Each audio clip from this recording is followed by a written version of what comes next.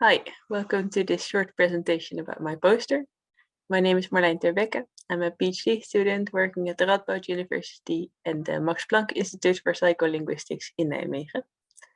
And in this presentation, I'll tell you about my poster.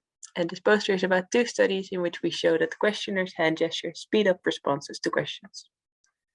And the starting point for this project was that most language use occurs in face-to-face conversation. And face-to-face conversation involves rapid turn-taking. And during this rapid turn-taking, we don't only use speech, but we also use our hands to communicate. So for example, I could ask you, would you like something to drink? And while saying this, I could make a gesture like this to depict drinking.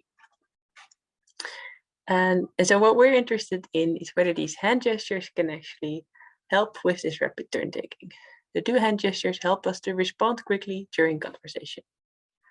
And on the one hand, this is very plausible because seeing these gestures in addition to speech adds meaningful information. On the other hand, you could also imagine that seeing these gestures slows you down because now in addition to processing what someone says, you also have to process the gesture and integrate the speech and the gesture together into a coherent whole. So we tested this question using two studies. And the first study was a corpus study in which we looked at natural face-to-face conversations. So in these conversations, we compared response times to questions that occurred with a gesture that depicts semantic information.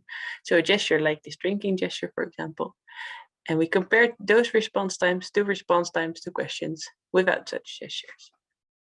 And what we found, as you can see in the top figure in the middle of the poster, is that during face-to-face conversations, questions with gestures that depict semantic information got faster responses than questions without gestures. Now, of course, the tricky thing about such a corpus study is that there's no way you can draw any causal conclusions. So we can't really know whether these gestures actually cause these faster responses. So that's why we performed a second study, and this was a controlled experiment in the lab. In this controlled experiment in the lab, we showed people the exact same question either with a gesture or without. So participants were listening to these questions, and these were factual yes-no questions, such as, are there many bikes in the Netherlands? And participants had to listen to these questions and respond as quickly and as accurately as possible by pressing either a yes button or a no button.